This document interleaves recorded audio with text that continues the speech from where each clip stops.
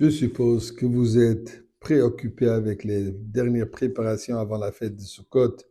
Écoutez jusqu'à la fin, puisque je crois qu'il y a un message important que je vais partager avec vous. Avant cela, disons tous ensemble merci à Kadosh Baruch Hu pour tous les miracles qu'il a fait, qu'il fait et qu'il va faire, en priant qu'il nous protège, bien sûr, de nos ennemis ainsi que de nos amis. Alors, Mizmor le seuil de Rila de Nekoloretzi de Sadelu Besimcho.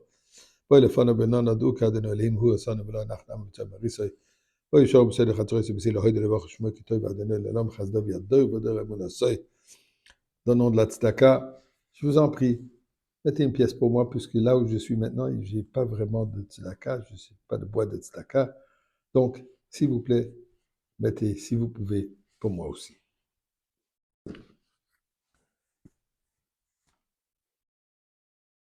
Rosh Hashanah, Yom Kippour, des journées sereines, sérieuses, des engagements à Kadosh Baruch Hu, d'amélioration, promesse qu'on a fait à Dieu qu'on va changer notre mode de vie pour être une vie meilleure, plus de mitzvot, plus de bonté, plus de gentillesse. Et tout de suite après, on est appelé à se préparer et fêter Chag HaSukkot,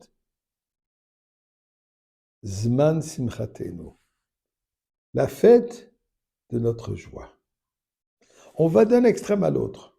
On voit de moments extrêmement sérieux à une extrême joie, au point où la Gemara de nous dire que la joie qu'il y avait à cette période dans le Beth Amikdash, celui qui n'a pas vu la fête qu'il y avait au Beth Amikdash durant cette période de Sukkot, n'a jamais vu une fête. La Torah nous dit que durant ces 7 jours de fête, 8 jours dans la Galoute, Sukkot Teshu Shivat Yamim. Dans une soukha, vous allez vivre, habiter pendant 7 jours. Qu'est-ce que veut dire une soukha? Soukha, en réalité, veut dire une cabane temporaire. La raison, puisque le peuple juif, dit Dieu, quand je les ai sortis, quand je les ai délivrés d'Égypte, ils ont habité dans cette sorte de demeure. Alors pour cela, vous allez habiter dans cette demeure. De quel soukha est-ce qu'on parle qu'ils étaient à cette époque? Eh bien, la Gemara nous donne 2 opinions.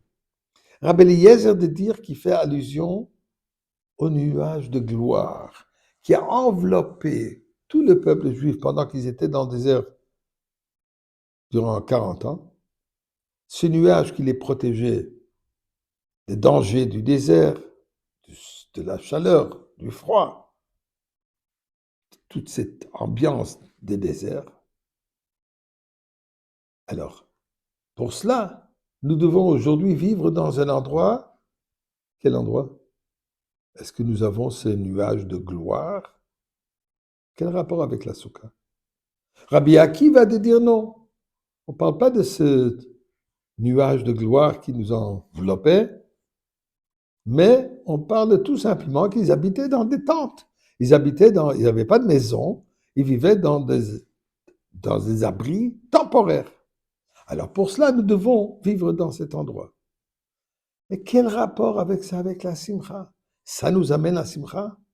Et puisque nos ancêtres, il y a 2 millénaires et demi, ou plus que cela, 3 millénaires presque, plus que 3 millénaires, 3300 et quelques années, ils ont habité dans cet endroit, alors nous devons vivre là-dedans. C'est quoi le sens? Et quel rapport avec ce côté? Eh bien, la Torah nous enseigne, c'est quoi la joie? La joie n'est pas de ce qu'on possède, le confort de chez soi, belle salle à manger, etc.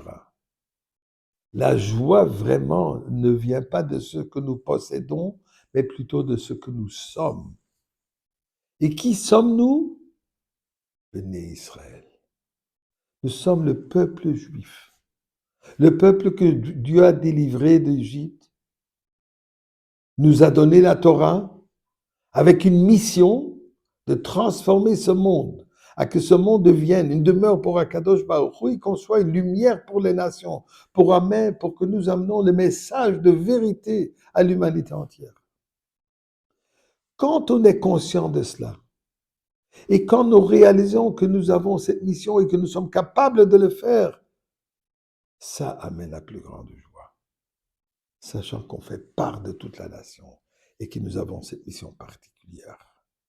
Zman simchatenu, pas chez nous, mais à l'extérieur. Sortir de notre zone de confort et se mettre à l'extérieur. Et là, amener le message de la vérité. Ça, c'est Zman simchatenu. Et que Dieu fasse qu'on arrive déjà avec cette joie absolue dans le Beth Amikdash, avec Mashiach, encore aujourd'hui avant Sukkot.